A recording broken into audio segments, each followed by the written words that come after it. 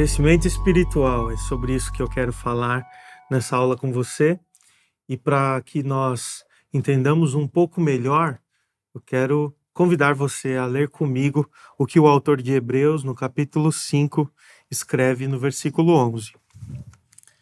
Há muito mais que gostaríamos de dizer a esse respeito, mas são coisas difíceis de explicar, sobretudo porque vocês ainda se tornaram displicentes acerca do que ouvem.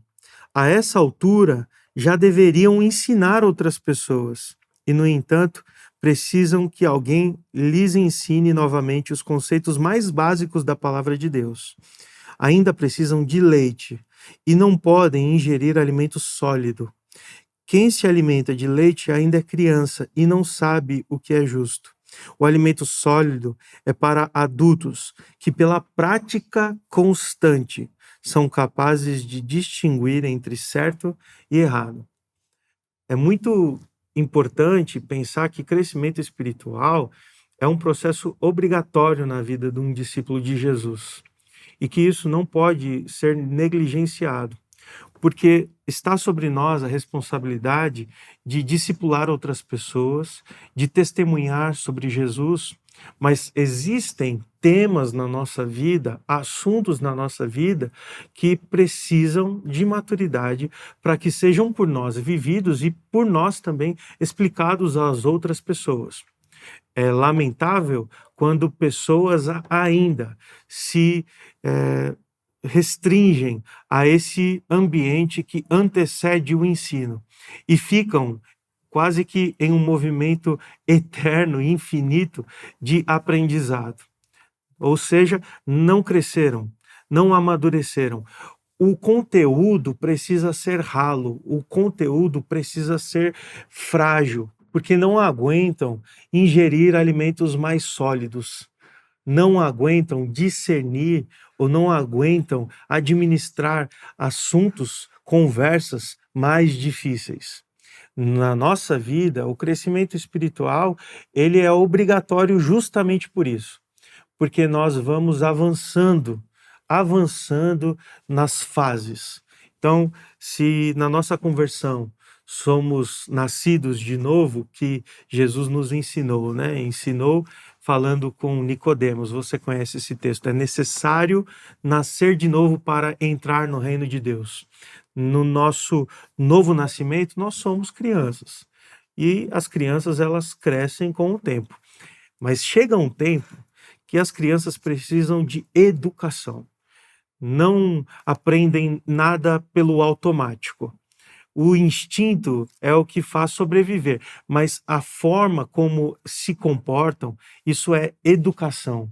Isso é adquirido pelo interesse da criança e também pela insistência daqueles que estão caminhando com ela, os pais. No processo de discipulado, preste muita atenção. Quando nós discipulamos outras pessoas, nós nos submetemos ao cuidado dessas pessoas na fase mais infantil da fé, onde nós vamos dando alimentos ralos para que elas tenham uma sobrevida, onde elas vão se alimentando, mas com um tempo nós vamos educando essas pessoas com alimentos mais sólidos. Nós vamos preparando essas pessoas para administrar coisas mais difíceis e de responsabilidades cada vez maiores. Mas é importante que isso seja uma experiência antes nossa, porque se nós não temos a capacidade de administrar essas coisas difíceis, pela nossa ingenuidade ou pela nossa imaturidade espiritual, nós não vamos conseguir discipular outras pessoas nesse propósito. E estaremos limitados na nossa atuação e quero ir além. Seremos irresponsáveis com aquilo que Jesus nos confiou. Por isso o processo de desenvolvimento, de crescimento espiritual precisa ser por nós buscado. Nós precisamos crescer, nós precisamos cada vez mais nos desafiar a ter melhor conhecimento sobre aquilo que Deus nos ensinou.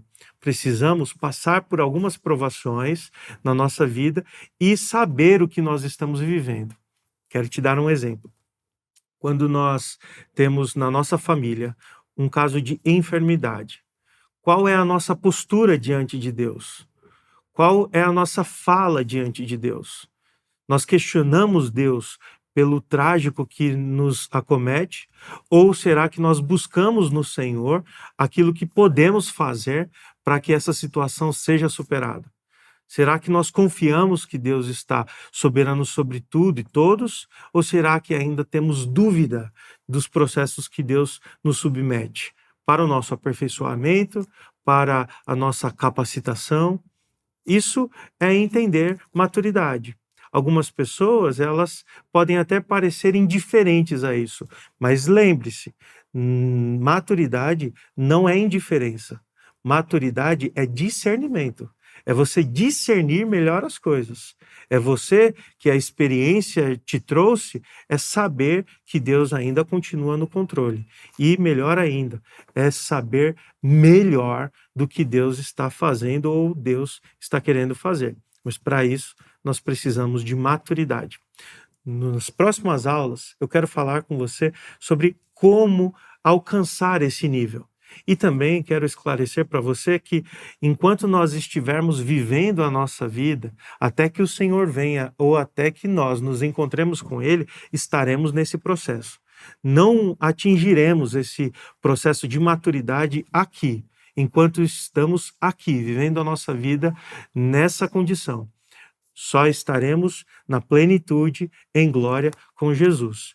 Isso é razão de esperança, mas também é razão para nós buscarmos cada vez mais maturidade.